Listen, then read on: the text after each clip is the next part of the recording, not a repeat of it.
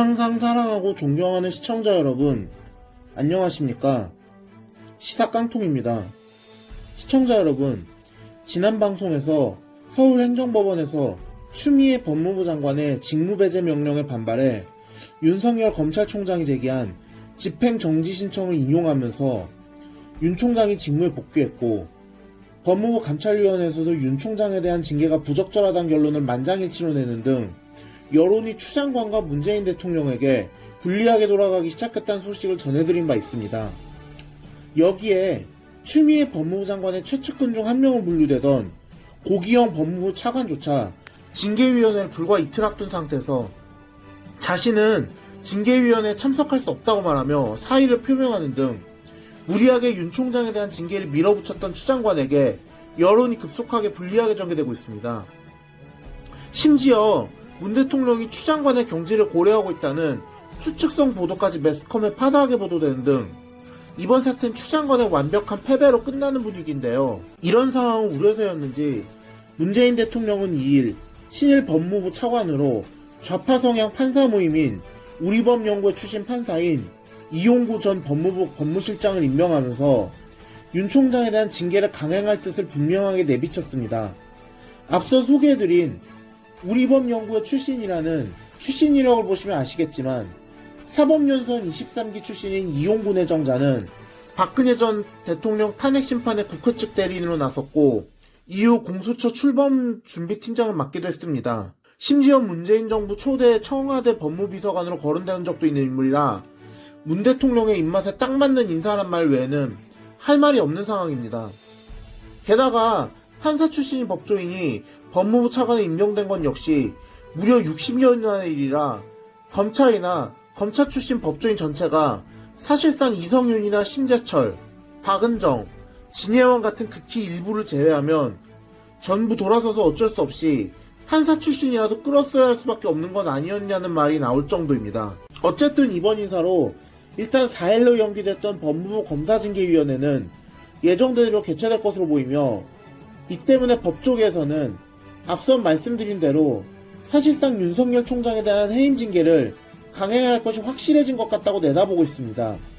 다만 청와대는 윤 총장의 징계에 직접 관여한 듯한 모습과 선을 긋기 위해 이용구 내정자가 추미애 장관을 대신해 징계위원장의 역할을 맡진 않을 거라고 밝히긴 했지만 이미 청와대에서 자신들에게 불리한 부분에 대해선 철저하게 침묵으로 일관하거나 뻔뻔한 거짓말했던 적이 한두 번이 아닌지라 저런 말은 전혀 설득력을 갖지 못하고 있습니다. 게다가 이 내정자가 서울 강남에 아파트 2채를 갖고 있다는 사실도 언론을 통해 보도되면서 의도치 않은 부분에서 문제가 되고 있는데 뒤늦게 청와대에서 이 중 한 채에 대해 매각 의사를 확인하고 내정을 했다고 밝혔지만 이런 이내정자를 바라보는 국민들의 시선은 고울래야 고울 수가 없는 상황입니다. 설상가상으로 추미애 사단의 대표적인 인물로 분류되었던 이성현 서울중앙지검장조차 연금과 명예퇴직과 관련해 문의한 사실이 폭로되었고 이 지검장의 최측근인 김욱준 1차장 검사와 최성필 2차장 검사는 이 지검장보다 한 발 앞서 사표를 제출한 것으로 확인되면서 검찰 내에서 추미애 장관의 친위 세력은 점점 더 설 자리가 좁아지는 듯한 모양새입니다. 상식적으로 연금과 명예퇴직과 관련해 문의했다는 것은 검찰직을 그만두려는 것으로밖에 볼 수 없습니다.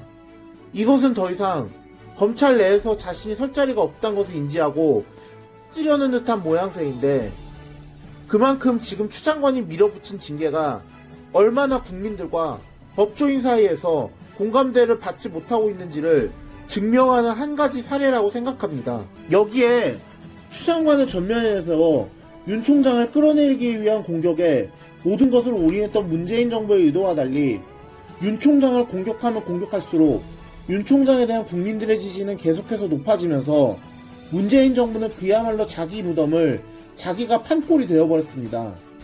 그 때문에 가능성 수준에서 그저 언급된 수준에서 그쳤던 윤 총장의 대권 조전설이 점점 수면 위로 부상했고 이는 윤 총장 본인이 의도했던 의도하지 않았던 간에 윤 총장을 유력한 대권 주자를 만들었습니다. 더구나 야권의 다른 대권 주자들이 지리멸렬한 상황이란 점은 윤 총장의 인기를 키우는데 매우 좋은 환경으로 작용했고 특히 윤 총장이 대권주자 선호도 조사에서 비록 오차범위 이내이긴 하지만 다른 쟁쟁한 후보들을 모두 제치고 1위를 기록했다는 조사 결과같이 나오면서 이제 윤 총장은 명실상부한 야권, 아니 나아가 반문 진영 전체 인기 스타가 되었음이 다시 한번 확실하게 입증되었습니다. 이 같은 여론조사는 여론조사 전문기관인 RN서치가 데일리안의 의뢰로 지난달 30일과 이달 1일 이틀간 전국 만 18세 이상 1011명을 대상으로 차기 정치 지도자로 누가 적합한지를 조사한 결과인데요.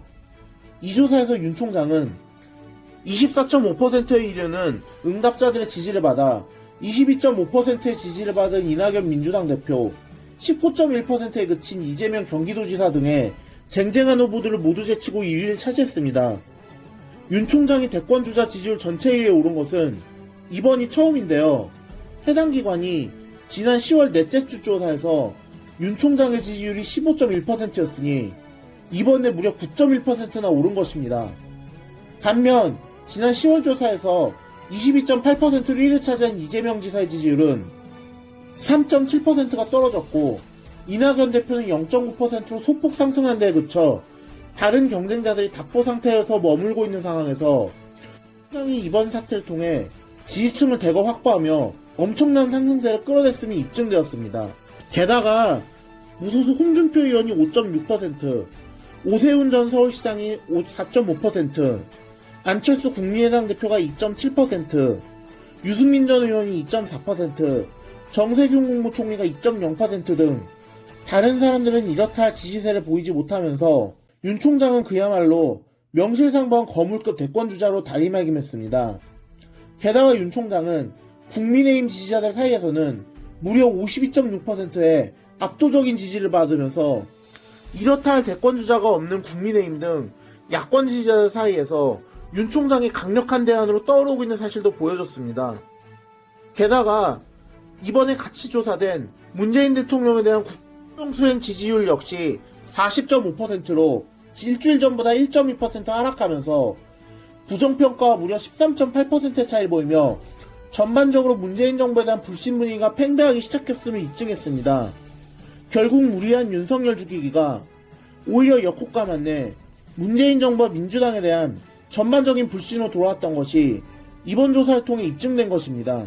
결국 문재인 정부의 윤석열 찍어내기는 오히려 자신들의 발등만 찍는 꼴이 되고 말았습니다.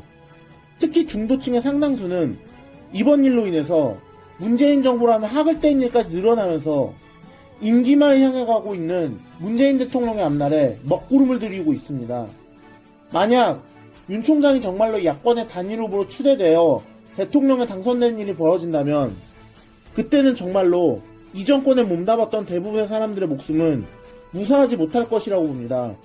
그리고 어쩌면 그런 자신들의 앞날을 우려하고 있었기 때문에 이들이 온갖 비난에도 불구하고 무모하게 윤 총장을 무너뜨리려고 했던 것은 아닌가 하는 생각도 듭니다.